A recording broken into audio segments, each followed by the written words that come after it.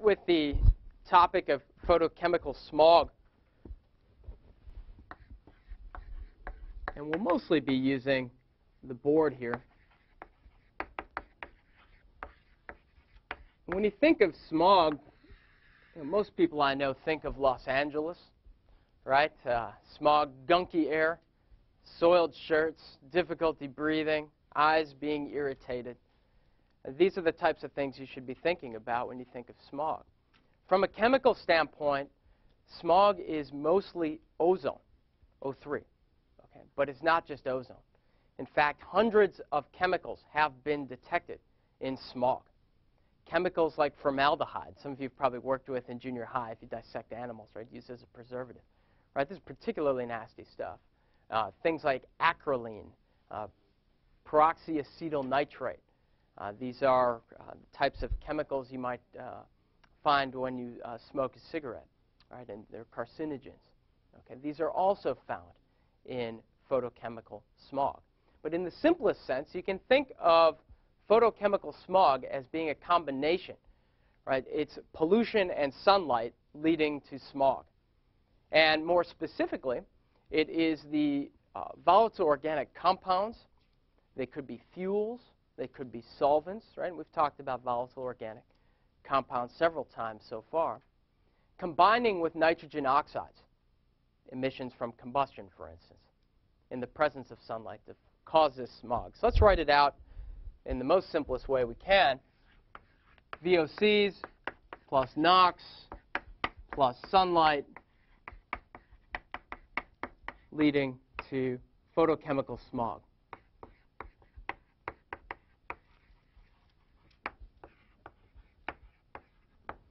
Okay? And as we said, it is a mixture of chemicals. Okay? Let's write that down.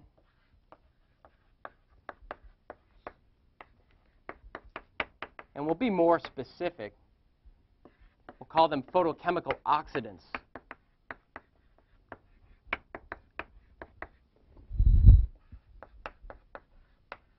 And why we call them photochemical oxidants will become apparent in a few minutes. But these photochemical oxidants are responsible for respiratory illness, eye irritation, damage to vegetation, cracking of rubber products. All right, so let's say that are responsible.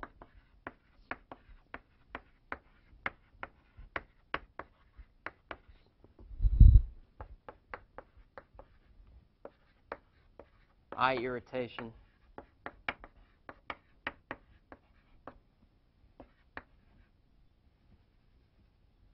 respiratory illness,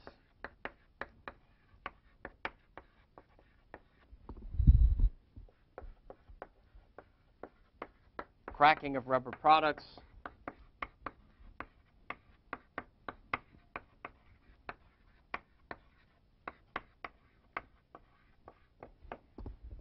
and damage to vegetation.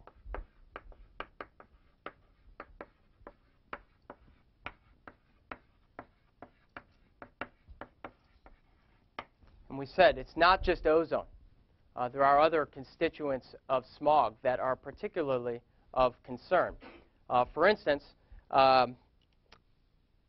if you've ever been to a city like Athens or Los Angeles and noticed that your eyes become red and irritated, that's not ozone, I'm sorry, that's making your eyes irritated. These are hydrocarbons that become oxidized, okay, the VOCs, as they become transformed.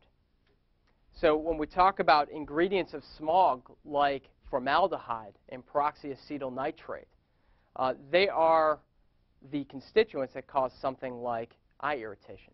Ozone is bad for your lungs, respiratory illness.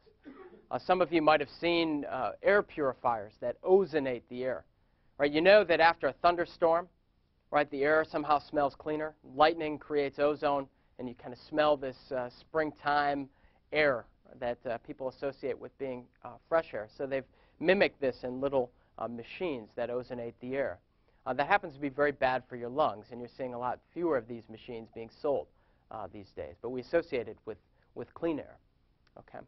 So we have to keep track. Certain constituents of smog cause certain either respiratory, eye irritation, or other human health impacts. Okay, so it's a very complicated mixture, and to fully understand smog, you really need to take two semesters of air quality class, right? And that's not something that we can really do here in half a lecture or 3/4 of a lecture here.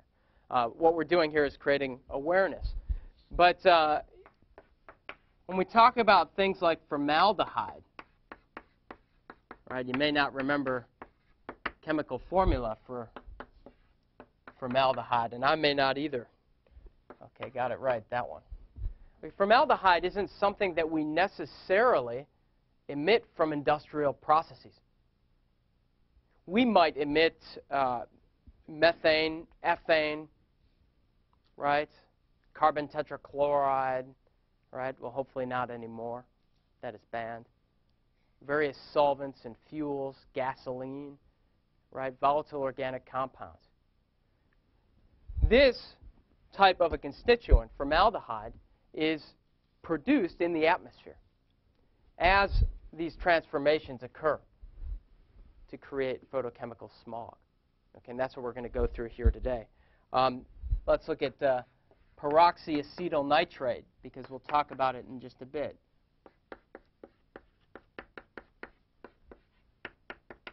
We're told smoking is bad for us.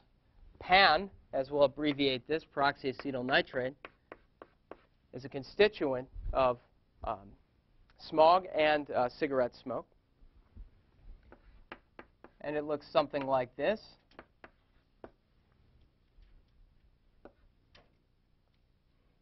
I knew that. And I'll write it a little bit bigger here.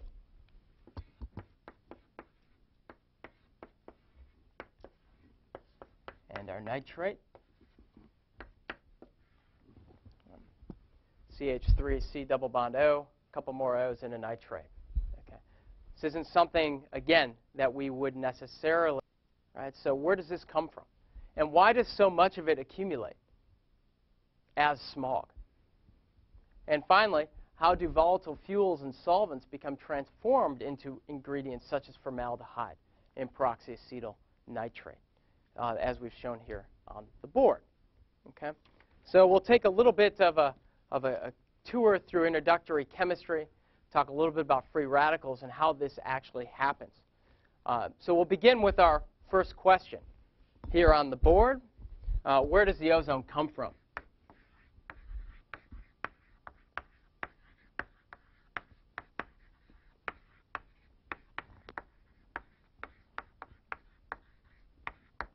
And perhaps to your surprise, this begins with emissions from combustion processes.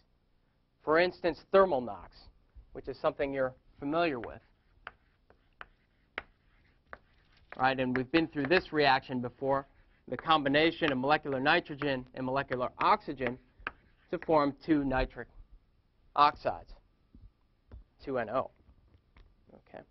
And we've also seen that the nitric oxide can form nitrogen dioxide.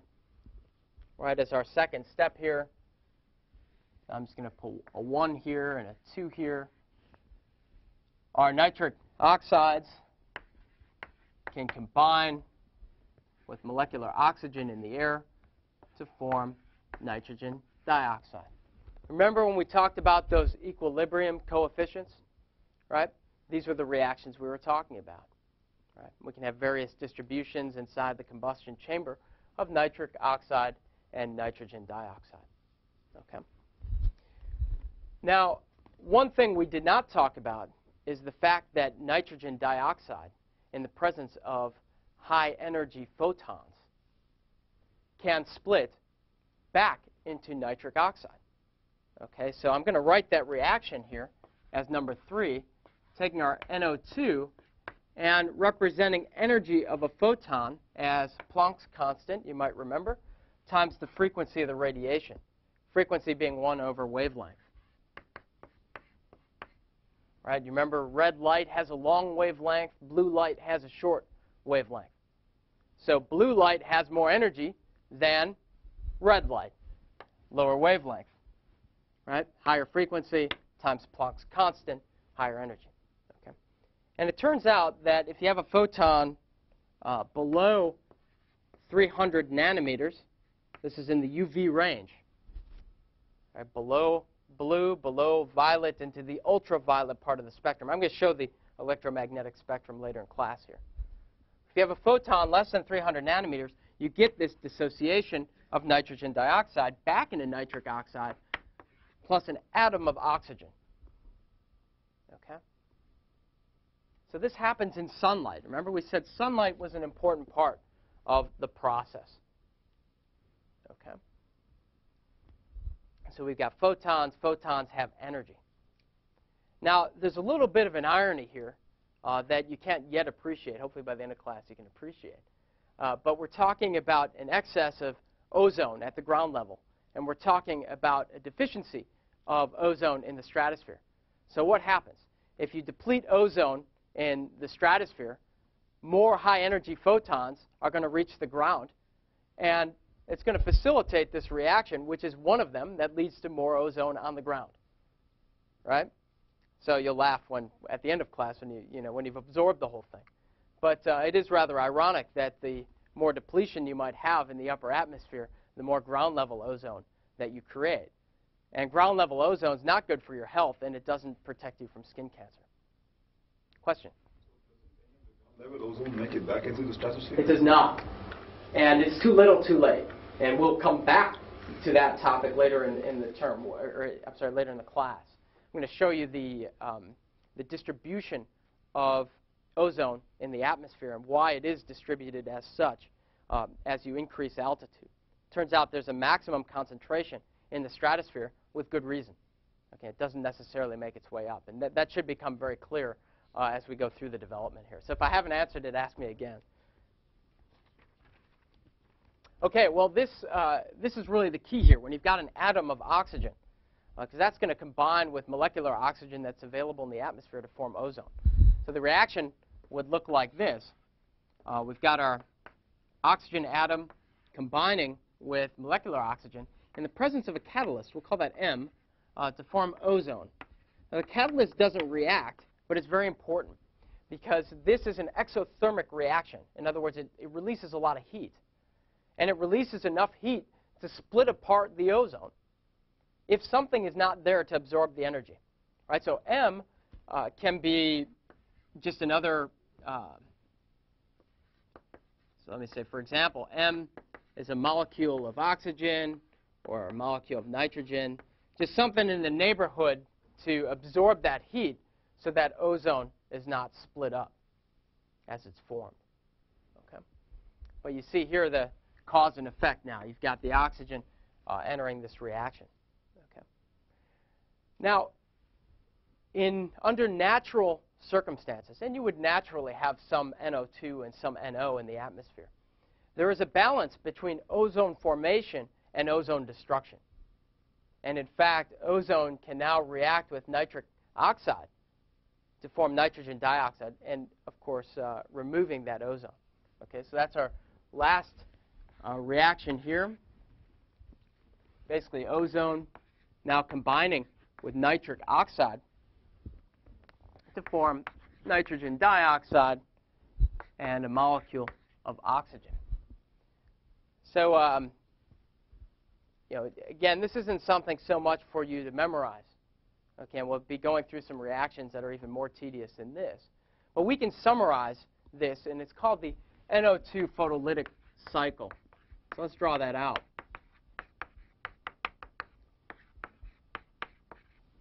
So if there's anything for you to remember, it's probably this picture. Okay, it starts with emissions, right? NOx. Right, here's NO. And now you have input of oxygen, and that creates NO2.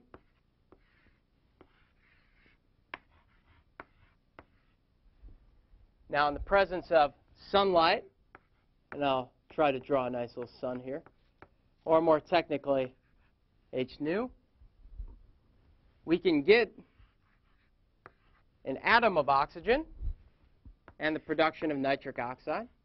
So you begin to see there's some tendency to move forward, some tendency to move backward. This combines with oxygen to create ozone, which can react with nitric oxide to form nitrogen dioxide, right? And oxygen can come back out. Okay. But the key here is that under natural conditions, there is some tendency to go from nitric oxide to nitrogen dioxide to ozone, but also some tendency to move back to the left. So there should be, and we should expect, some balance between ozone formation and ozone destruction. Okay, we should expect that. That's a natural consequence of the NO2 photolytic cycle. Okay, and we know this, and it might be of some assurance that we measure on a typical morning. First nitric oxide, then nitrogen dioxide, then ozone. And if we take it to the slides here, I can demonstrate that. Okay, and you can sort of see here. Now try to use the pointer. Here's nitric oxide. This is our first peak at about rush hour. And these are measurements from Los Angeles. About 6:30, this peaks. Then the nitrogen dioxide peaks. And then the ozone peaks. So we see, right, that one happens before the other, before the other. Okay, so in other words, we didn't just make this up. Okay. This helps explain the morning accumulation of ozone. But it does not explain why the ozone should accumulate and remain in the atmosphere throughout the day. Okay? And that's where we're going to go. So we've basically answered our first question. Where does ozone come from? Well, it comes from these reactions here. It begins with emissions, and it will, within the presence of sunlight and oxygen, form ozone. Okay? So the next question you should be asking is, why does this ozone accumulate? There's a natural mechanism for this ozone to be destroyed again, back into nitric oxide. Okay. And the answer, that ozone accumulate, the answer to that question is actually the same answer to the question, why does formaldehyde form and why does peroxyacetyl form? And we're going to walk through the reactions of ethane. Ethane is a component of natural gas. You've heard of methane, single carbon. Ethane is 2 carbons. The transformation of ethane to peroxyacetyl nitrate. And what you're going to see in the process of transformation, that nitric oxide is being used up. And basically, this is no longer available when you've got the volatile organic compounds. If we look at panel number 1 here, remember, we said volatile organic compounds have something to do with this. Right? These are our volatile organic compounds.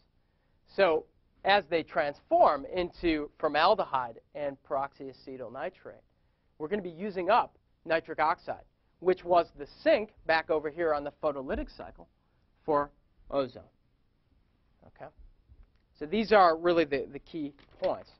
And we can basically write those down. I'm going to do it a little bit low here on the board. Why does ozone accumulate?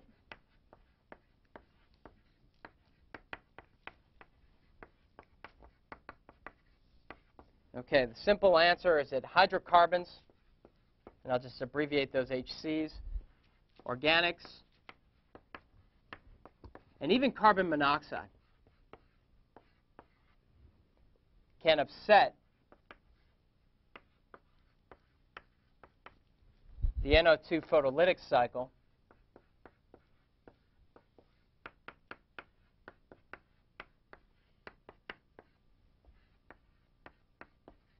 in favor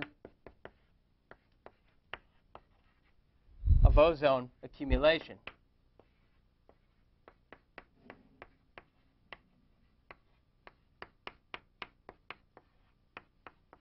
Okay? So we threw in 2 separate questions, but the answer is the same. Ozone accumulates because hydrocarbons become peroxyacetyl nitrate and formaldehyde. Okay? So basically, if you think about these hydrocarbon transformations, as they produce NO2 out of NO, right, there's a shift to the right. More ozone is created, less ozone is destroyed. Okay, so the reaction shifts right. So let's look at an example. And this will be the conversion of ethane, this constituent of natural gas, to peroxyacetyl nitrate. And you do not have to memorize these reactions. Okay? It's just to give you a flavor of what's going on. This is going to be one example of a pathway to a constituent of smog. Remember, there are hundreds of constituents in smog, thousands of pathways, similar to the one that I'm going to give a demonstration of. Right? The point is that it's a complicated soup, and this is why some of the regulation can be contentious. But if you want to look at a prevention sort of attitude, right, it's very simple. Start at the source, right? Get rid of the emissions. But there are, again, numerous pathways, and I would not call myself an expert. I've been exposed to courses where we've been through these reactions. You've probably taken chemistry. Some of you might have taken organic chemistry before. Lots of memorization, lots of pathways. Again, that's not the point. It's to give you a flavor of what is really going on in the atmosphere. And I think this example is rather instructive. Again, the transformation of ethane to peroxyacetyl nitrate. So let's look at the transformation of ethane, C2H6, to peroxyacetyl nitrate, PAN. Okay. And the thing to remember, does anybody remember what a free radical is from chemistry class? Something you've all heard of. What's a free radical? It has a charge on it. Let's say it has an electron that's not involved with bonding, right? Because that leads to a charge, but it's very unstable. Right? Remember that chemical reactions are driven by the electron currency. And whenever you have a free electron, you're going to have an element that could be an atom, it could be a molecule, that's very reactive. Right? Something's going to want to come in, react, and grab that electron. And these processes begin with free radicals. And free radicals can form in the atmosphere by natural causes. Okay, so let's say that the process begins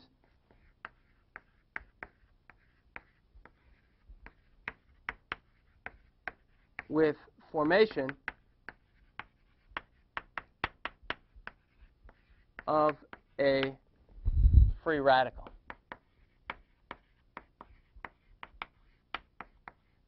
And we could say, well, that's just an odd number of electrons. Keep it simple.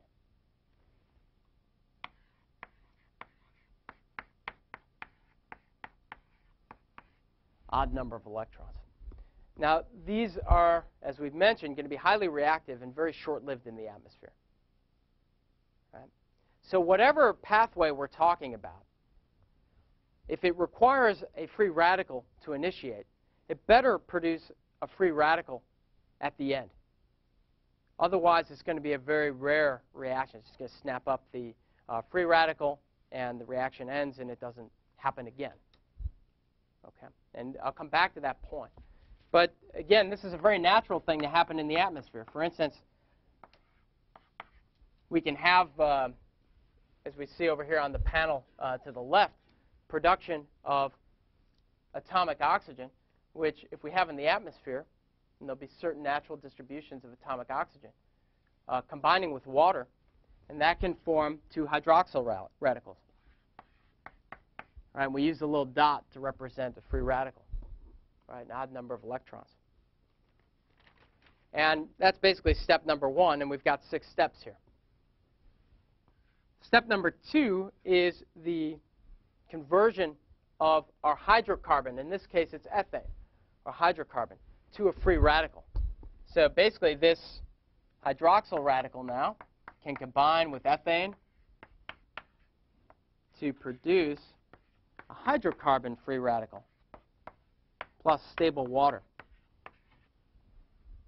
Okay? And now some reactions are going to occur that don't necessarily make sense. Most of us in here are engineers, and we like to understand from a fundamental reason why certain things happen. I'm certainly not the one to tell you why. Certain reactions happen and other reactions don't. right? Gets into the realm of computational molecular dynamics, which I know very little about. But the point is that these types of reactions have been measured. And from experimental evidence, we know they occur. So one of the reactions that will occur is the oxidation of this hydrocarbon-free radical, step 3. So we have basically our C2H5 radical combining with molecular oxygen to form yet another free radical. But this is oxidized free radical, right? Has been oxidized. You see the addition of oxygen here, but it's still a free radical, and it's going to react. Okay. And this is where we start getting to the point, because this free radical now is very hungry for nitric oxide. Okay? So we can basically see here in step number 4 that if there's any nitric oxide in the neighborhood, it's going to react. Plus nitric oxide, forming C2H5O plus NO2. Right? You can see now our NO2 photolytic cycle. Nitric oxide becoming nitrogen dioxide. Okay. And you still got something that's reactive here. So there's more to come in step 5. Now this radical, C2H5O, combined with nitric oxide, with oxygen,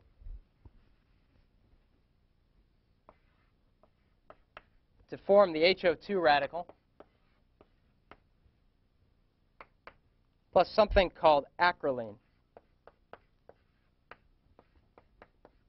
CH3CHO. This is acrolein. And you probably can't see it. We're getting a little bit low here. Okay. CH3CHO. But you've actually got these pathways in the notes. Okay. Now, acrolein is important because it's a precursor to peroxyacetyl nitrate. Okay. And you can see we've got one more step here. And as we've already said, step 6 here, our last step, we better recover that hydroxyl radical that started the whole thing off. Okay, so that's what's going to happen here. Basically, we've got now our HO2 radical from step 5 combining with nitric oxide once again to form NO2 plus OH radical. Okay, so here's yet another nitric oxide being chewed up, pushing the photolytic cycle to the right. So if we were to summarize, what's the take-home message from these 6 steps? Okay, we would say that ethane, C2H6, plus a hydroxyl free radical, plus molecular oxygen, plus 2 nitric oxides becomes NO2, 2 NO2, plus H2O, plus our hydroxyl free radical, plus what I called acrolein isn't acrolein. It's acetaldehyde. So let me just correct myself.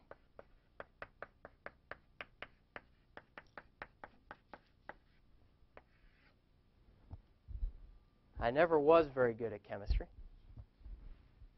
All right, plus acetaldehyde.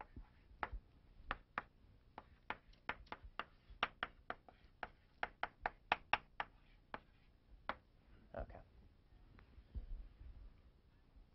So you get the point here.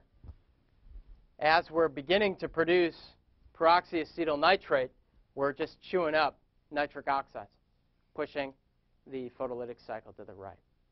Okay. Well, we could go through a couple more steps. I'm not going to, but basically acetaldehyde now can enter basically step 7. Let's call it step 7. Acetaldehyde plus O2 plus OH radical plus NO2 forms peroxyacetyl nitrate and water. I'm just going to put a box around it. Okay. So there's a couple more steps in between. But basically, acetaldehyde in a summary reaction with oxygen, that hydroxyl free radical, NO2, forming peroxyacetyl nitrate, and water. Right? But the point's already established, right? Two things. One, rather innocuous gases become carcinogenic gases and eye irritants, and more ozone accumulates. Yeah. Now, there is one more set of reactions I want to go through, and that is for carbon monoxide, because carbon monoxide can do the same thing. It can also upset the photolytic cycle. Okay, so carbon monoxide is a very common combustion effluent, right? Effluent gas. So ethane, you might think, well, that's a little bit rare, but we've got combustion all over the place. Combustion of coal, combustion of gasoline. Carbon monoxide, as we know, is formed readily in these processes. So let's look at one more here and show how carbon monoxide can upset the NO2 photolytic cycle. Okay, and this is just basically 3 steps. You've got a hydroxyl radical that initiates the process again, plus carbon monoxide forming CO2 plus a hydrogen radical. Okay. And that hydrogen radical now combining with O2 to form the HO2 radical. And that HO2 radical, in a reaction very similar to number 6 up there, combining with nitric oxide to form NO2 plus recovery of our hydroxyl free radical. Okay, so if we summarize that reaction, and I'll say it out loud because in class here you can't see it, you've got the hydroxyl free radical, OH, plus carbon monoxide, plus molecular oxygen, plus nitric oxide, combining to form carbon dioxide, nitrogen dioxide, and recovery of our hydroxyl free radical. Okay. So you see the same thing. Oxidation of a carbon, right, from carbon monoxide to carbon dioxide. And that shows you one of the ways in which carbon monoxide can have fate in the atmosphere. Right? Does carbon monoxide stay as carbon monoxide forever? No, it's usually oxidized and will end up in something like CO2. Right? It can end up in other molecules also in the atmosphere. But you see, again, nitric oxide becoming nitrogen dioxide. Okay. So hopefully the point is driven home. As I begin to, maybe I'll race over here on panel 5 here. Some of you might actually be interested in this, and there's a good book, and it's where most of this came from. Teach a lot more about how air scrubbers work and how electrostatic precipitators work, and we don't do that so much anymore. But there's a book, the authors are Cooper and Alley. I know this book at least used to be used at the University of Michigan here. The book's called Air Pollution Control.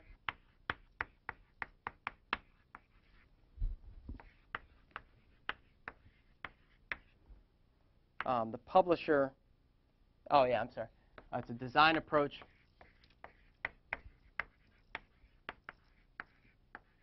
So it's a little bit old now. It's about 10 years old. It's a 1994 publication from Waveland.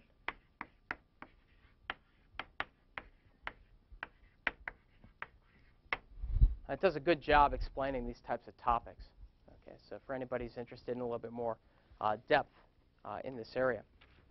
If we go over to the slides now, right, this shouldn't surprise you at all. There are qualitative metrics for photochemical smog. So what you see on the left-hand side of the screen here is this ppl, that is the photochemical pollution level. And this is a qualitative description. In the numerator, you have concentration of reactive organic gas. So this could be something like ethane, for instance. NOx, light intensity, right, sunlight, and temperature. So, for instance, the more reactive the organic gas and the more concentration of it, the higher the photochemical pollution level is going to be. For NOx, more NOx, in general, more photochemical pollution level. More sunlight, same. Okay, in the denominator, you've got wind velocity and the inversion height, if there is an inversion.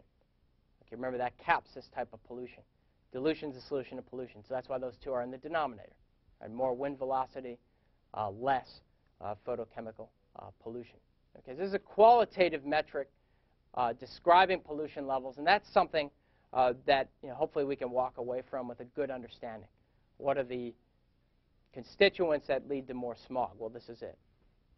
Okay. Some important factors leading to photochemical smog formation. Certainly the spatial and temporal distribution of NOx and volatile organic compounds makes a difference, right? You need NOx and volatile organic compounds together. So suppose I've got volatile organic compounds in city A and city B upwind, right? I've got volatile organic compound emissions, right? Now the volatile organic compound is going to come downwind, react with the NOx, and form smog in this particular location, right? If you could somehow stagger the NOx and the VOC emissions, keep them separated somehow, you wouldn't have a smog event. You need both, right? But the fact is we tend to pollute during the day and not so much at night, and that's a natural phenomenon. Of course, where and when are going to be critical issues. The composition of the emitted volatile organic compounds, some are going to be more reactive than others. We see that ethane is rather reactive, right? Again, forming the peroxyacetyl nitrate. Spatial and temporal variations in the wind fields, of course. If it's, you just got NOx in a particular location and the VOCs are blowing the other way, you probably have less to worry about. Of course, the dynamics of the atmosphere, stability and mixing, things we've talked about quite a bit lately, make a difference. Solar insolation. These types of reactions break down. They stop occurring below 15 degrees Celsius. Right? So winter time in Michigan, you're not going to see photochemical smog. Doesn't mean you don't have dirty air. It just means you don't have smog, as we define it here. Right? Concentrations of carbon monoxide can be rather high. We talked about the wintertime inversion, right? Keeping carbon monoxide concentrations high, close to the ground. That's not smog, and they should be differentiated. Of course, ozone precursors such as NOx, these can be deposited in a dry form on the ground. So the level to which that's occurring also makes a difference. We can't talk much about smog without talking about Los Angeles. Why does Los Angeles have so much smog? We've already talked about this a few times, I think, right? Urban sprawl, it's a big issue over there, being surrounded by mountains and a fair amount of industry, millions of cars and lots of industry, releasing quantities of reactive organic gases and NOx into the air. The mountains, they sure are pretty to look at when you can in fact see them, which isn't often out there, even in a good location. 8,000-foot mountains, okay, and not too much room for that air to escape in between the mountains. There are some valleys, and in those valleys you'll see lots of windmills. Again, trying to move towards renewable energy. Probably California is one of the nation's leader, if not the leader, in renewable energy sources. Now, the fourth wind direction there, or the fourth place that the air can come from, happens to be the dry, hot desert air. They call them the Santa Ana winds. If you are reading the news these days, you've heard about the fires outside of Los Angeles, creating all kinds of air pollution of their own, right? Basically ash falling from the sky all over the place as far south as San Diego, I understand. So the Santa Ana winds can create other problems of their own, right, even when the winds are blowing from that direction. So it's an environmentally challenging place to live, just from geography. High pressure, right, we talked about this, subsidence inversion, 30 degrees latitude. There is a natural propensity for subsidence inversion to exist in Los Angeles. Hot air, basically high pressure pushing downward, right, heating up the ground because you've got so much ability to absorb water in the atmosphere. There's more sunshine, as it says here, over 200 days in the year. Sunshine in the Los Angeles area heats up the ground and again, leading to more chemical reactions. So basically, you can think of LA as being a massive photochemical reaction vessel. It's a big experiment, if you will, and we've seen the results of that. Okay, other effects, question in the back? One thing is when it rains, it does get a lot clearer. So I imagine it's dragging everything down, or is it separate reactions, or what? Yes. Yeah. So does it start all over, or does some of that linger around? It pretty much cleans the air out, and the air gets clean. I think I showed on the first day of class, there was a before and after picture of Beijing. Basically, a smog event in Beijing showing before the rain and after the rain. Basically, you could hardly see anything before the rain. After the rain, the air is rather cleaner. And we even see that in less extreme examples, such as Ann Arbor. But yes, exactly. Most of the air gets cleaned out. Pollutants now in your sewers, though, and or on vegetation on the ground? Yes. Runoff probably going to end up in the waterways. Is it a major source of nitrification in the water? To be honest, I don't know. I haven't heard of that. But I would imagine just instinctually that nitrogen coming from fertilizers and agriculture is going to be a much bigger problem than the fallout, if you will, from the atmosphere. Just because the concentrations, they're low enough, or they're high enough to be annoying, to give you eye irritation, right, to be of damage to your lungs, but they're still in the parts per million range. It's not like dumping fertilizer in your backyard, right, or farms, right, where you've got just tons of this stuff going out into the land. So I think it's going to be relatively low, but to be honest, I can't be sure of that. Other questions? Good question. Just a few other effects here. We talk about eye irritation, right? Smog results in premature aging of the lungs. This is pretty well known. Okay. Ozone causes about 90% of the damage to crops that is caused from air pollution. Okay, so we talk about corn, wheat, soybeans, peanuts being particularly affected. We can't have those peanut crops being affected. Question? How does ozone damage lungs? It is an oxidant. Lungs are sensitive. You see the types of reactions that ozone will undertake, but to be honest, I don't know the actual mechanism. It's very reactive. It's oxidizing, which means that whatever is present in your lungs, the type of alveoli and other structures that you have in your lungs. Basically, my understanding is much in the same way that ozone cracks rubber. You may be familiar with that. Actually, and it says here, the sidewall of tires on your car, in urban areas is no longer dictated so much by tread life as it is by ozone cracking the rubber in the sidewall, okay, leading to failure of the tire. Right? And in much the same way, it can react with your lungs, not calling your lungs rubber, but basically hardens them and cracks them. And it doesn't absorb oxygen in the way it's supposed to. Right? That's a very high-level understanding of it that I have. But in terms of detailed reactions, I haven't actually seen them, but I'll take a look, see if anything comes out. Basically hardening and cracking. Of $2 to $3 billion annually. It's estimated, EPA estimates about 6 to 7% of total agricultural productivity lost due to smog, ozone in particular, damaging crops. We know it damages tree foliage, stunts tree growth. There was an interesting experiment. It was more of an artistic statement. There's an individual, Natalie Jeremy Jenko is her name, and she's over at Yale. I think she serves as a lecturer. I'm not sure exactly what her position is over there, but basically was involved with a experiment/statement where they took plants, trees if you will, cloned them. So basically had X number of trees that were cloned. They put some of them in various parts of the city. I think it was Los Angeles, but it could have been San Francisco, somewhere in California, I believe, and basically looked at how these cloned trees grew under different environments. Right, and basically saw, as we would expect, different growth of these trees as a function of the pollution levels nearby. Right. Cracking of paints, accelerated metallic corrosion, smog generally, as we know, isn't a very good thing.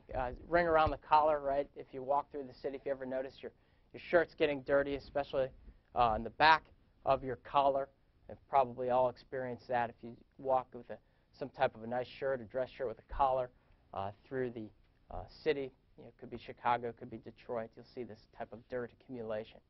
It's nasty stuff, and we know how to avoid it by controlling emissions. Unfortunately, controlling NOx can lead to increased carbon monoxides, and we've talked about these sorts of trade-offs before. Before we talk about ozone depletion, can I take any other questions? Okay, hopefully a basic introduction of what's going on here. Right? And you can understand why we're so concerned about emissions from tailpipes and emissions from power plants, right? And why volatile organic compounds, why paints and paint foods are so heavily regulated. A couple of questions. First in the back. Just quickly, I mean, we know that electric cars wouldn't solve it because of the cold that produces the electricity form. What about the hydro cars? Is there any detriment to those? Yeah. Cars, you mean fuel cell vehicles? Right, like what GM's doing. And Ford and others working on hydrogen vehicles. The question is where you're going to get the hydrogen from, right? And I'll try to water down my comments without getting too political. And the point is that you have to get hydrogen from somewhere. You're not going to get it from water in the short term. This is going to require an electrolysis process, probably from water. If we were very efficient at collecting solar energy and funneling that towards splitting water into hydrogen and oxygen, okay, we could get the hydrogen from there. That's a long way into the future. Could use nuclear for that. Nuclear has other issues associated with it. Could use wind for that.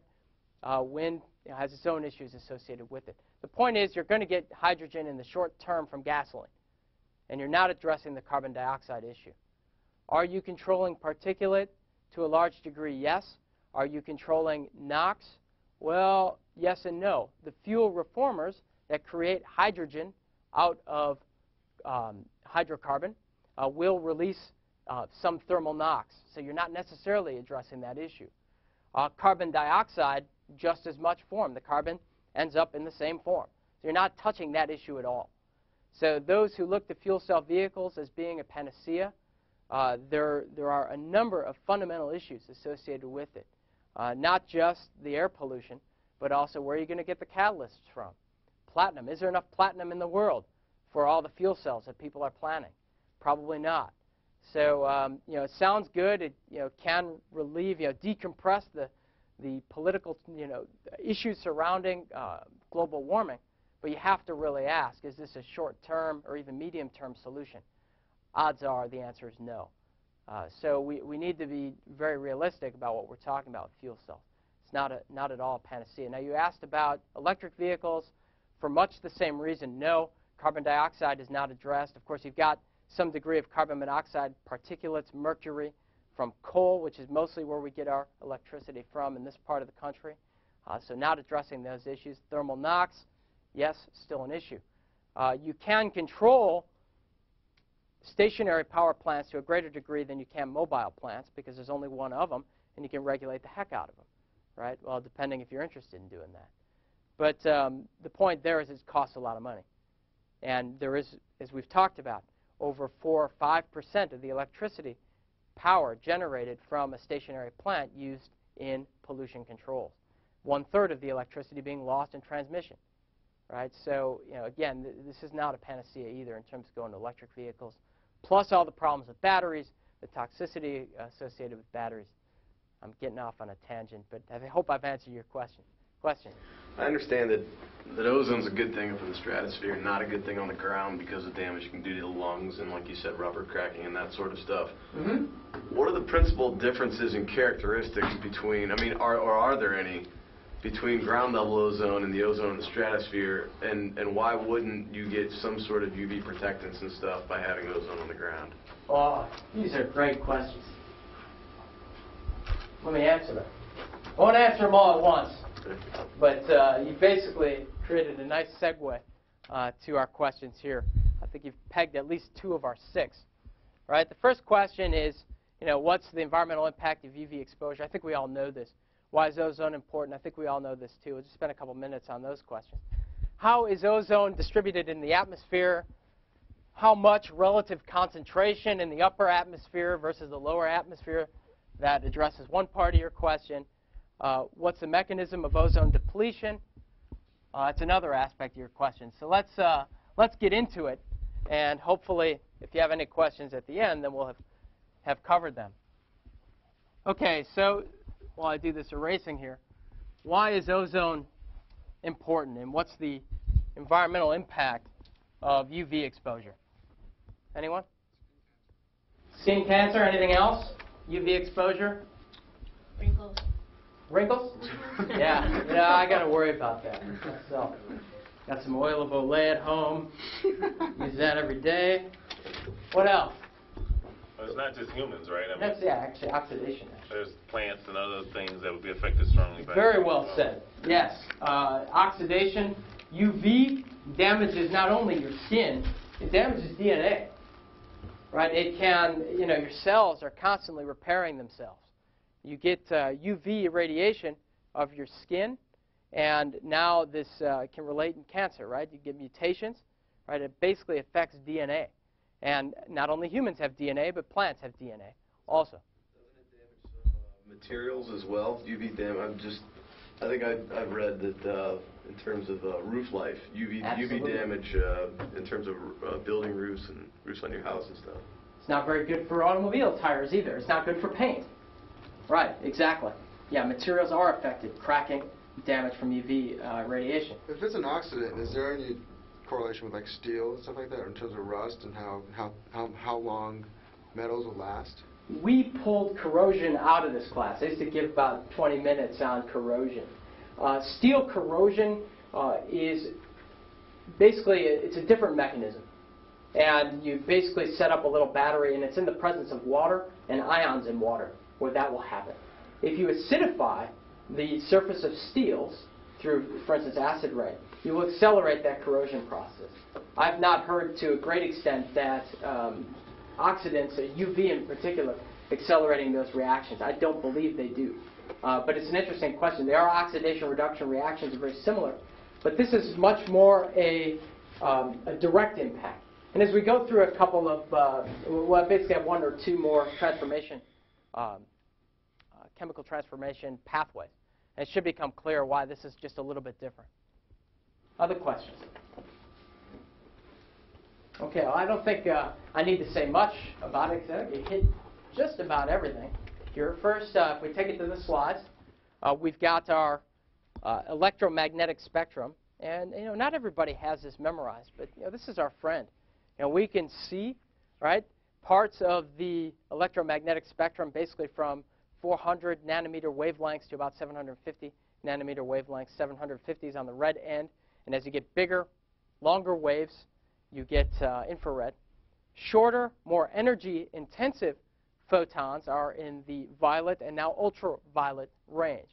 And we can further subdivide the ultraviolet range into UVA, UVB, UVC, and the far UV range as we get down below 400 nanometers and much further below 400 nanometers. Now, this is something that is useful to have. We're only basically seeing a narrow part of the electromagnetic spectrum. Right? Get down further, you get into X-rays and things along these lines, right? Microwaves. But the ultraviolet is particularly important. And this is another slide here that is conceptual in nature. This isn't one, there are some numbers on it. And it's going to be hard for some of you in class to see here. And basically what you are looking at are two curves multiplied together to form a third curve. Okay? Curve number one is the relative biological damage associated with a photon of certain wavelength. Right? As I go from right to left on this slide, the energy is increasing. I'm going from UVA to UVB. Okay, so energy is increasing.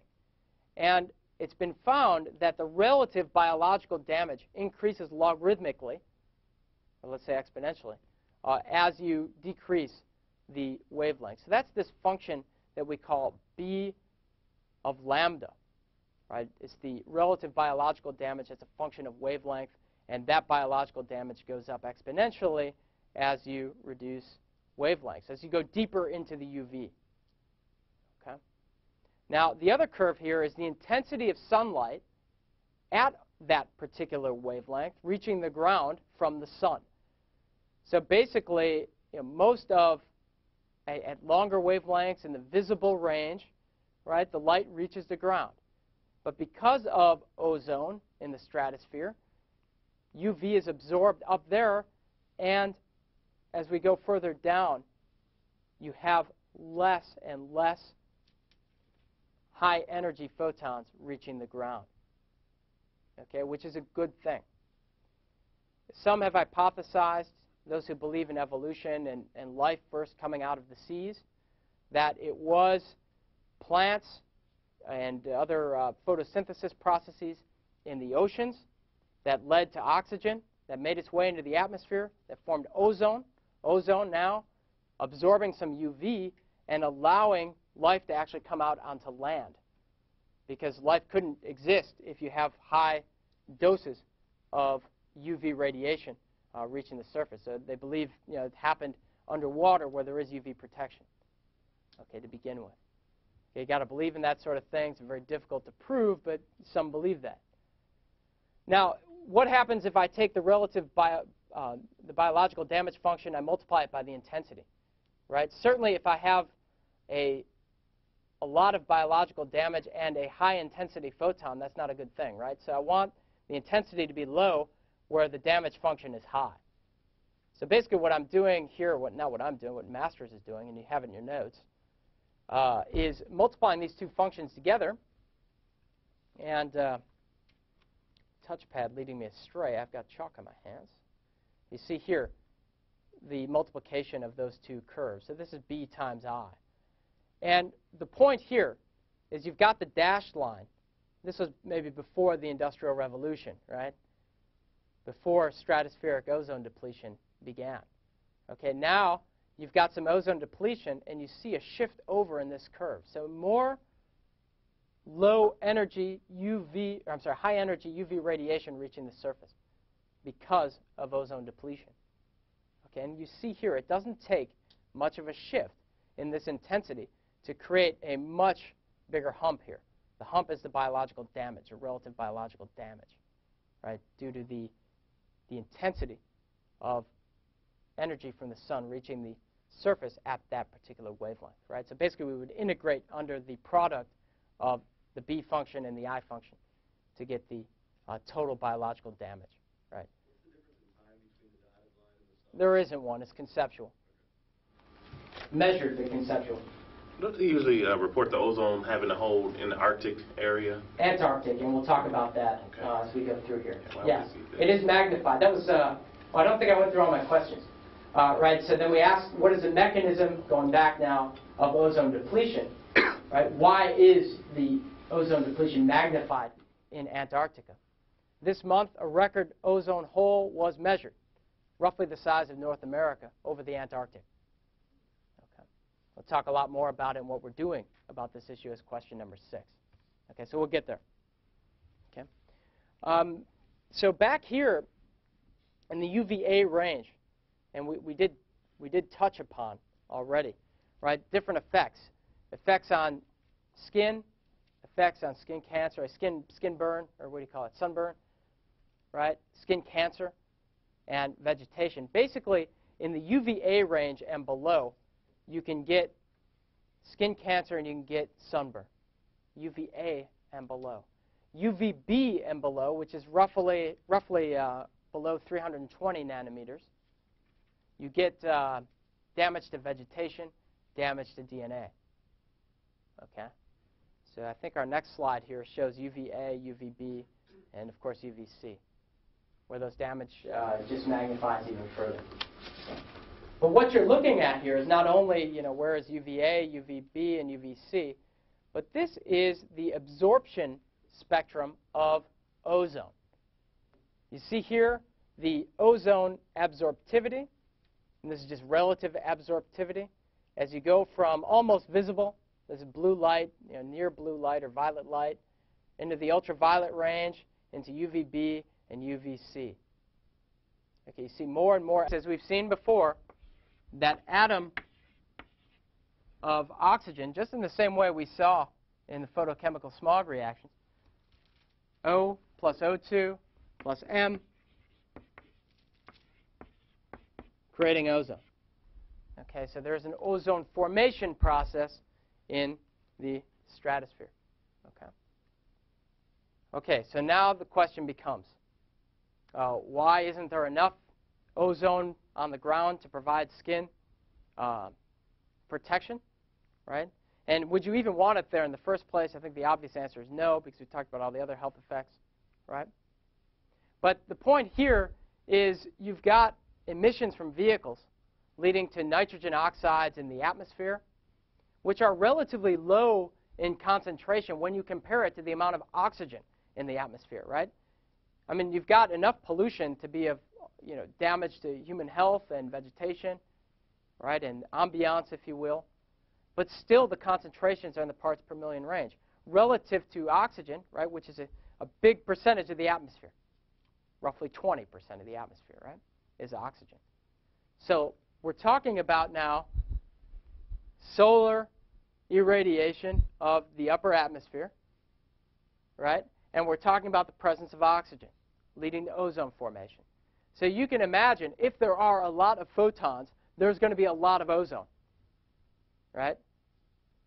And two things to note now. One, you're going to have a higher probability of seeing a high-energy photon in the upper atmosphere than you are in the lower atmosphere for a lot of reasons, one of which is scatter, right?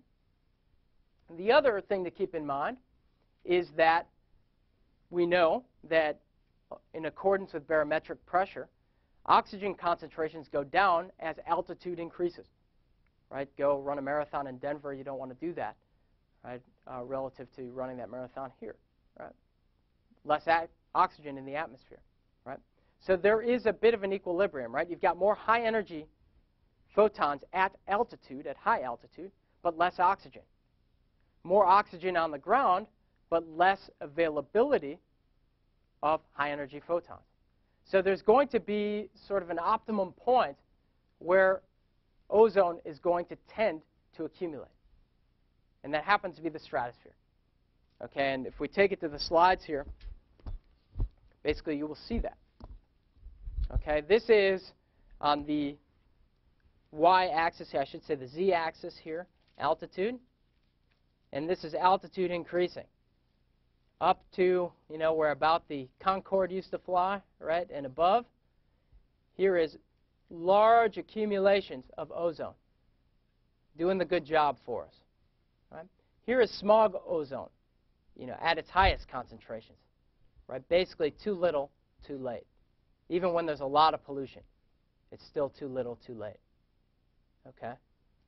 So basically, that ground level ozone being poor for health and being good for health up in the upper atmosphere. Okay? And this is it's an equilibrium trade-off, right? The photon energy is increasing with altitude, but oxygen is going down. So it makes sense that there is an optimum altitude. And back a couple years ago, when we used to teach some more science aspects of this class, we actually derived why about 25 kilometers is the optimum height for ozone accumulation. It's not hard to do at all. Just basically look at barometric pressure and how that changes with altitude, and how energy from photons changes with altitude also. Something called Beer's Law. Does anybody remember Beer's Law? It's got great names. I thought somebody might remember it.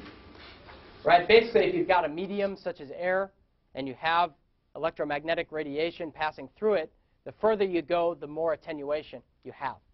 And Beer's Law describes that relationship. Right? So you just combine barometric pressure with Beer's Law. It takes about 10 minutes to do, and you basically calculate this distribution. Right? So it's not any kind of a miracle. It's just pure science. Right? Again, good for health in the upper atmosphere and poor for health in the lower atmosphere. Like ambient air. There is not much mixing between the stratosphere and the troposphere. The troposphere is what's close to the ground. So whether it's buoyant or not doesn't matter. The lower atmosphere, the troposphere, tends to be pretty well mixed, but it does not mix well with the stratosphere. So the ozone does not migrate its way up there. Plus, it's relatively short-lived. Remember, we talked about ozone destruction. So it doesn't last very long unless you've got all these VOCs, which isn't really a solution to the problem. Right? And again, the concentrations are going to be way too low to provide any benefit. Okay. All right. So we should talk about why the ozone layer is depleted. Another question. Any research done on artificially creating that layer of ozone at the levels? I don't know how you would get it up there, but Yeah, and even if you could, I guess humans can do anything, right? If we put our mind to it. I'm just thinking if they understand the chemical reaction that goes on behind ozone Sure, production. you can pump it up there. Why not, right? Yeah. What are you creating at the same time? Imagine how much energy. I don't know how much energy, but just imagine. You've seen an ozonator before, right? Lightning, that'll do it, right? Creating that. Think of how much energy, how inefficient that would be, as opposed to just stop creating and using CFCs, right? Ozone depletion is not happening on its own. This is our fault, and we're going to talk about exactly why right now. Question? So aren't there other chemicals which absorb light radiations, UV radiations, other than ozone? Yes. I don't know what they are. Yeah, you could put a bunch of copper tone up there, right? I don't know. You start thinking about water absorbs UV to some degree. A cloudy day, right? Do we want more clouds? We can make more clouds. I know we can do that. Just keep warming up the planet. That'll help. Put more seeds in the atmosphere from jet fuel and the like. Right? Seeds from combustion processes in airplanes. That'll seed clouds. We can do this. There's a lot of research in that area, actually. Creating weather. It's been used in the military. Been research in military applications. But I think it's just a bunch of nonsense, really. My own opinion. I was actually asking about the existing chemicals in the atmosphere, not artificially putting it up, but other chemicals. Yeah, and let me come back to that in the global warming. I've got a slide on that in global warming. There is, but they don't do the type of job. In terms of the natural atmosphere, it's all about ozone. Right? There are some, tails of distributions that get into the ozone, or into that UV range. I'm sorry, but they don't do the job. You'll see. Remind me on Wednesday. Any other questions? What is like the international strategy? We know that we want to cut down on emissions. That was question 6. We're still on question 4. Right? Let's come back to it. Montreal Protocol, Clean Air Act. We are taking action on it. Actually, this is a story that's probably going to have a happy ending. Right? It's going to take a while for there to be a happy ending, but we have acted. The action has already been effective, and this ozone hole that exists, if we're diligent about CFC controls over the next 60 years or so, it should repair itself. So that's the good news. And why it's going to repair itself should become evident if we talk about how that ozone hole is created in the first place. So let's ask the question, how is the ozone layer depleted?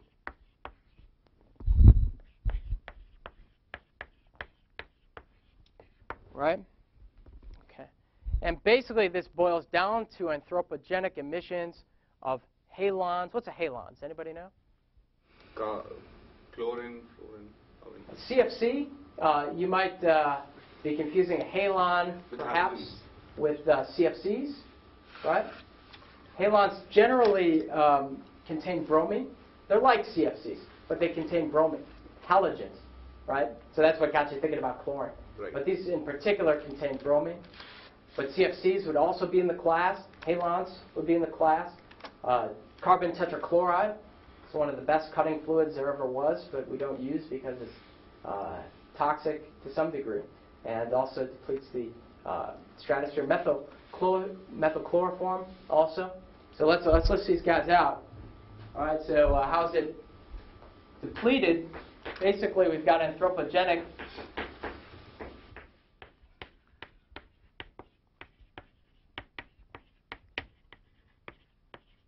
Of halons, right, that contain bromine, CFCs, chlorofluorocarbons, methylchloroform,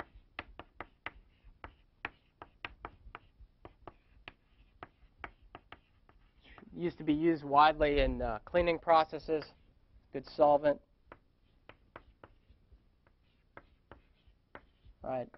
methane or methyl group, carbon, and 3 chlorides. We can also talk about carbon tetrachloride, good cleaner, good solvent, good cutting fluid. And these emissions upset the natural formation and destruction of ozone in the stratosphere towards ozone destruction. So they upset the balance again.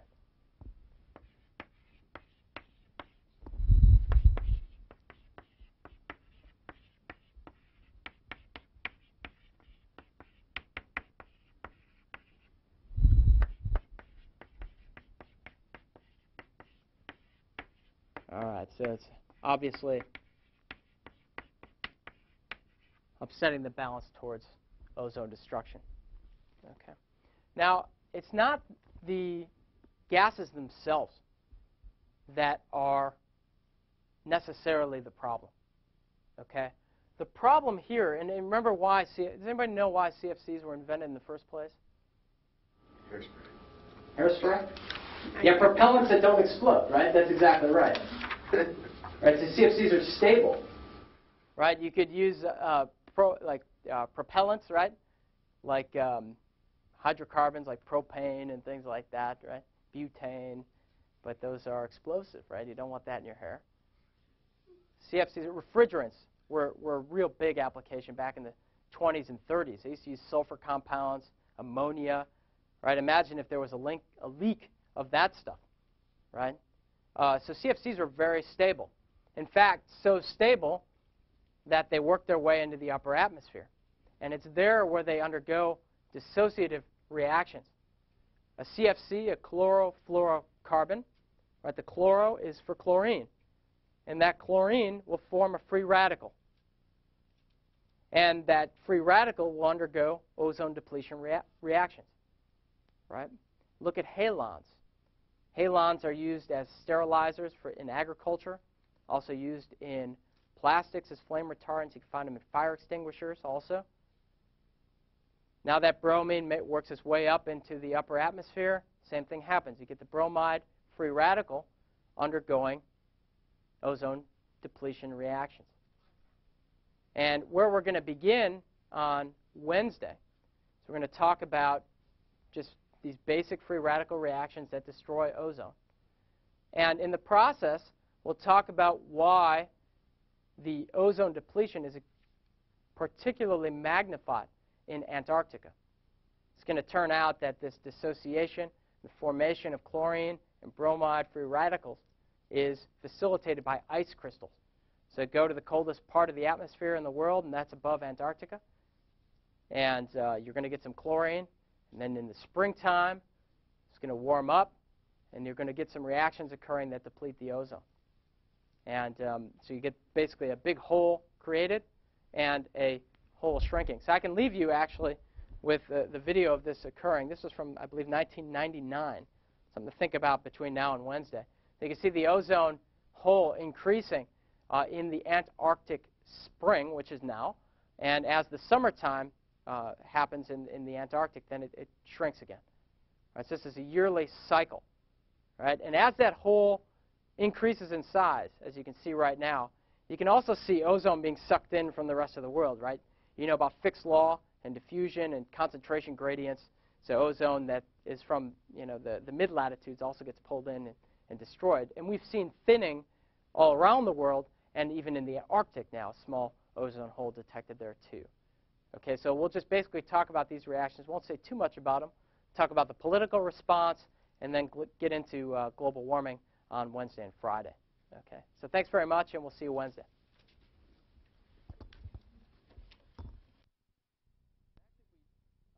Go to the slides here just to begin. We'll see what we're talking about. This is the increase in the size of the ozone hole. I believe these are 1999 images taken, NASA images. You can see the bright purple zone in the middle. This is right over 90 degrees there, Antarctica. You can see in the Antarctic spring, which is about October, that this ozone hole is increasing. We know from diffusion that ozone is going to, now from the mid-latitudes, begin to fill in this hole, and we should see some thinning throughout the world. And this is, in fact, what we do see. You can see even lighter blue portions now on the outer rims as that hole gets bigger. Now, why should that hole blow up in the spring? Why should it recover in the Antarctic summer, which is our winter? That's our question for right now. So if we take it to the board here,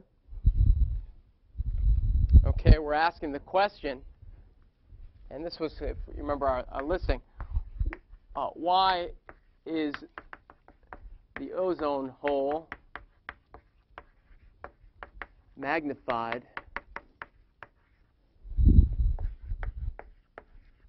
over Antarctica? Okay. What do we know about Antarctica?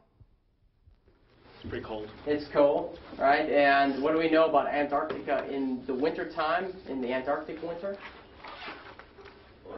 It's really cold and really dark, right? So what you might find in the atmosphere, what you might expect to find in the atmosphere, is a lot of ice. Okay, and ice is a chemical like other chemicals and can serve as a catalyst. And it is this ice that facilitates the breakdown of CFCs into chlorine gas, which will in turn then allow those chlorine gas to become a chlorine radical. We talked about the series of reactions that leads to ozone depletion on Monday. Okay? But this is, remember why we use CFCs in refrigerants, right? Why we use things like methylchloroform, right? They're relatively stable, so they can make their way up into the atmosphere. And they can migrate throughout the globe, right? You know about diffusion, right, from elementary physics and chemistry, that molecules, they want to distribute themselves evenly if they can, right? You have from high concentration to low concentration diffusion of molecular entities. CFCs are no exception. So emissions in North America and in Europe spread relatively evenly around the globe. We see this also for carbon dioxide. For smog, we don't see this because smog, as you see, there's a daily cycle of ozone accumulation in the troposphere, and that's relatively short-lived. That's not going to spread throughout the globe. Okay? So ozone's a lot more local, especially when we're talking about tropospheric ozone. Okay? The point here now is we've got CFC emissions migrating down to Antarctica, ice crystals forming in the Antarctic winter, catalyzing the breakdown of CFCs and the production of chlorine gas, Cl2. Okay? Now, what happens is in the Antarctic spring, the sun begins to shine, and that chlorine gas, Cl2, which is relatively stable, can break into chlorine-free radicals. And those chlorine-free radicals, just like bromine-free radicals, can now enter into ozone-depleting reactions. And therefore, the ozone hole increases in size in the Antarctic spring. Okay? Now, you saw that that hole plugs up again, or at least fills in to some degree, in the Antarctic summertime. Right? Closes back up. So what's going on there is the chlorine-free radicals now are getting bound up. Not only is chlorine gas formed during the Antarctic winter, but nitric acid, HNO3, is formed during the Antarctic winter. And what happens is it takes a little bit longer for the nitric acid to dissociate than it takes the chlorine gas to dissociate. And therefore, as it warms up a little bit more in the Antarctic summer, you have now the nitric acid breaking down, and those chlorine-free radicals can be bound back up as chlorine nitrate. Okay, so we're going to write all this down, but that's conceptually what's going on. Okay, so we're beginning, during the Antarctic winter, the formation of ice clouds.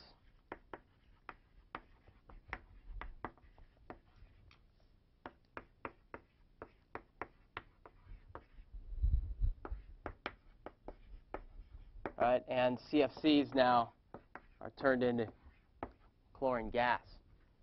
Okay. And nitric acid, HNO3, is also produced.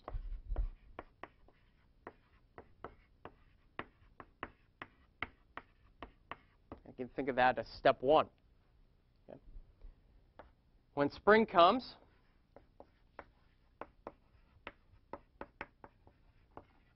right? Chlorine gas becomes 2 chlorine free radicals. Okay. So photons can dissociate the chlorine gas. Right? And then the hole appears.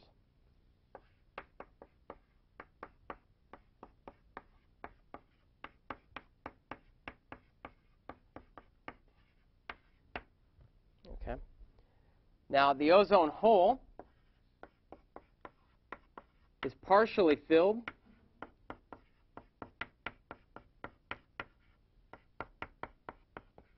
by the diffusion of gas from middle latitudes.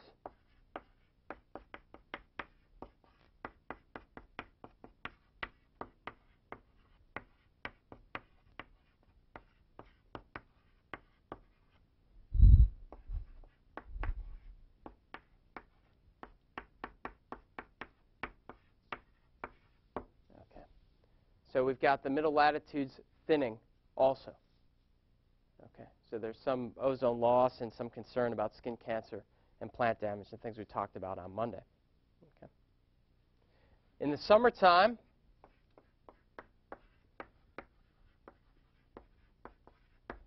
the nitric acid can break down to absorb, or let's say soak up these chlorine-free radicals as chlorine nitrate. Right, and the hole begins to repair itself. HNO3 breaks down.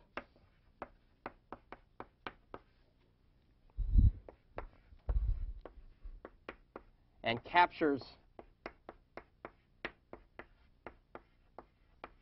the chlorine-free radicals as chlorine nitrate, ClO and O2. Okay, that's chlorine nitrate. Okay. So the ozone hole appears in the spring, and it fills in the summer. Of course, it doesn't completely repair itself. Okay. Taking it back to the slides now, we could say something about the magnitude of this ozone hole. You see here, this is as a function of altitude. You can see actually this is showing that the partial pressure of ozone drops to nearly 0 in the Antarctic spring. So the green line over here, you see quite a bit of ozone present in August. These are 1997 measurements. In September, you see it's beginning to come down, and about this time of year, basically 0 up in the stratosphere. Okay, this is looking over Antarctica. Okay, the size, these are 1992 and 1993 numbers. Actually, the largest ozone hole recorded was this year, so it's still continuing to increase in size, roughly the size of North America. Okay, so it's not just over Antarctica, over southern South America, southern New Zealand, and Australia, major losses of ozone, and of course concern for human health associated with that as well as vegetation. Okay, and you can see here we've sort of overlaid, this is on the x-axis here, we've got the summertime here, or I should say wintertime for Antarctica. You've got the formation of chlorine gas and nitric acid, as it says here. The chlorine radicals are released first in August.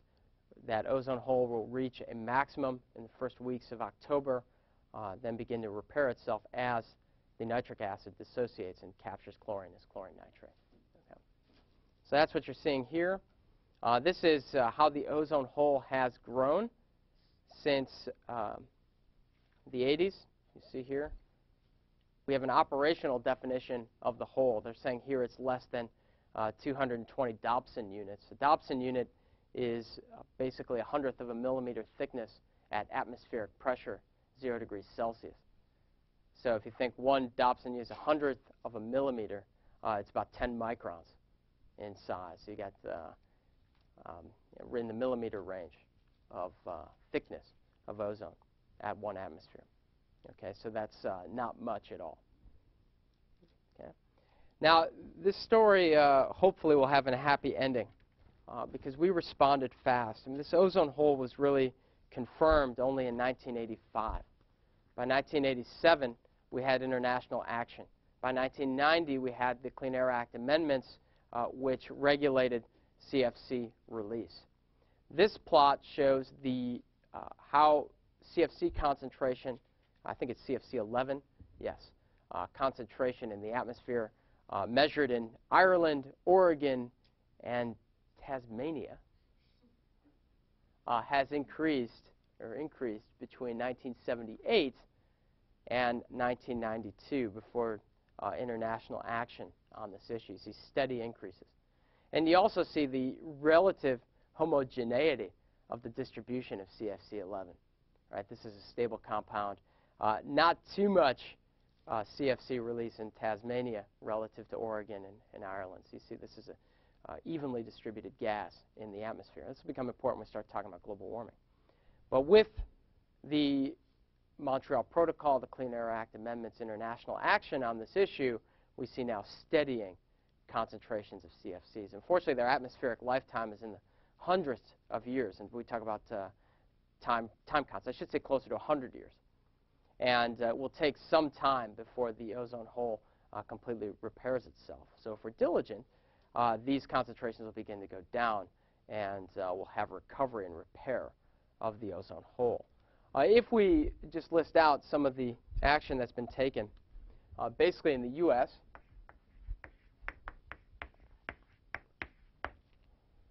halons.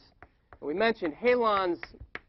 These are bromine-containing chemicals used in fire as fire retardants and fire extinguishers. Okay. Halons, CFCs, methylchloroform.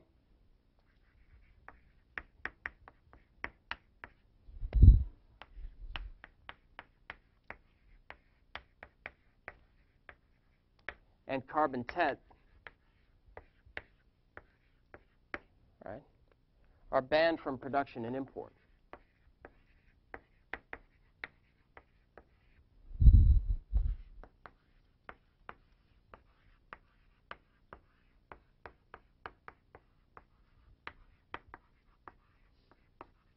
And if you've read your course pack, you saw an interesting little factoid there, that in the mid-1990s, about the time the second edition of that book was written, the CFCs were the second most lucrative illegal import in the United States after cocaine. So you saw the impact this had on certain industries. Okay, and actually I've got a table here back on the slides I found this morning, which basically shows how we've responded in terms of the phase-out of ozone-depleting substances. You see here 1994 down to 25% of 1991 baseline levels, then phase out in 1996. Halons banned almost immediately. Carbon tet down to 0 by 1996. Same with methylchloroform. Methyl bromide now is this is a fumigant and sterilizer that's used for soil and agriculture. Substitutes have been hard to find, so we've been slower to phase this one out. By 2005, we should be down to 0. HBFCs, these are hydrobromofluorocarbons. They're also found in fire extinguishers as fire retardants. These were banned in 96 also. So within 10 years, the United States, the biggest releaser of these ozone-depleting substances, responded very quickly. We see the impact in data such as these, okay, steadying of the concentrations in the atmosphere. But again, they are long-lived in the atmosphere. We're even going further. There are HCFCs, which are pretty good substitutes for CFCs, but they also have ozone-depleting potential. But they have less ozone-depleting potential. The H means, right, there's some hydrogen here, and that's going to be more reactive in the atmosphere. So this will be a compound that has less atmospheric lifetime, number one. And number two, because there's less chlorine in it, because you're taking up a bond with hydrogen or one or more bonds with hydrogen. There's less chlorine, so less ability to deplete ozone. Okay. These will be banned. Most of these will be banned by 2003 this year.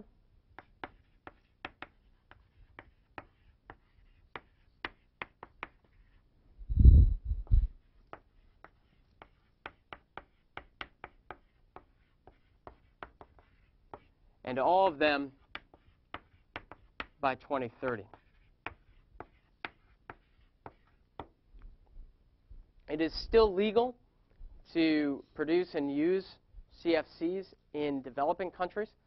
They've got until, I believe, 2010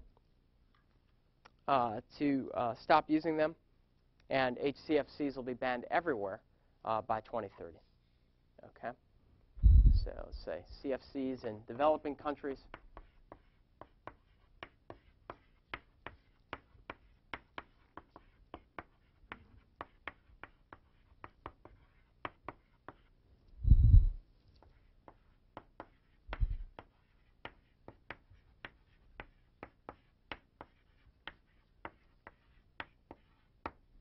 Okay.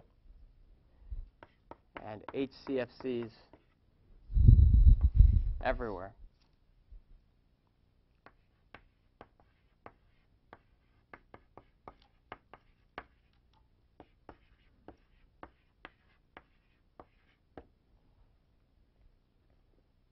Okay. And there's great hope that this ozone hole will stop appearing, and it should become maximum, people say in the middle of this decade, should be at its highest levels in terms of size, and it should repair itself completely within about 60 years, is what people believe anyway. Right? Again, this is hard to create an experiment in the laboratory. Question? When the nitric acid binds the chlorine, does it fall out maybe into the water or something, or does it regenerate? It's a stable compound, but it's reasonably stable. Okay, so this brings up another question. So will it break down and release the chlorine again on the following year? What is the ultimate fate of the chlorine? Is the ultimate fate chlorine nitrate? I don't know. I believe it is the ultimate fate. And do we have concentrations of chlorine nitrate in the atmosphere that are accumulating? Probably. Okay. But there is some time it takes for the CFCs to break down. Okay, so you've got basically a number of competing mechanisms. So we've talked about chemical reactions being, in two directions, right? In chemistry, we usually think about reactions occurring only in one direction. But the chlorine is not only bound up as chlorine nitrate, it's also bound up as hydrochloric acid. Okay, and this is important to note because the stability of hydrochloric acid relative to hydrobromic acid, HBr, is relatively higher. So we talked about bromine being worse than chlorine, right? The reason for this is not that bromine is necessarily inherently has a higher ozone depletion potential. It goes through the same series of reactions that we talked about on Monday. But the point is that hydrobromic acid is less stable. So it will photodissociate with a higher probability than hydrochloric acid. Okay, so it's less stable. And that bromine is in the free state, in the free radical state, for a longer period of time. So that's where its greater ozone depletion potential actually comes from. Okay, so it's the degree to which it's bound up. The question asked up here in the front is, what is the ultimate fate of chlorine? Does chlorine nitrate photodissociate? It is relatively stable relative to hydrochloric acid. That's not to say there isn't a probability that this can dissociate, right? And what's the mechanism? Why over 60 years? Why it doesn't get bound up immediately in these forms? This is a really good question. But it has a lot to do with the fact that a lot of the CFCs that we're releasing now take time to make their way up there. So this hole will continue to exist over time. I don't believe it all gets mopped up every year. But to be honest, I don't know the answer to that question regarding the ultimate fate. I'll see if I can find an answer. So what's filling the ozone hole after that? I mean, we've talked about diffusion from the rest of the hemisphere, or from the rest of the sphere. But what's making new ozone? What's making new ozone? The sun and oxygen. Thank goodness there's a lot of oxygen in our atmosphere. And we don't need much ozone relative to oxygen. There's at least 3 orders of magnitude more oxygen than ozone. So you don't need photolytic dissociation of ozone to form an atom of oxygen to recombine with a molecule of oxygen to form ozone. Okay, so the source is oxygen and sun. Other questions? Other good questions? Okay. And to be honest, these are hard things to replicate in the laboratory, right?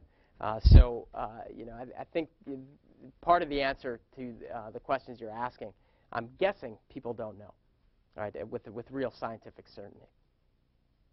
But I'll see if I can look into it a little bit more. I'm going to change gears into global warming. But are there any other questions before we do that?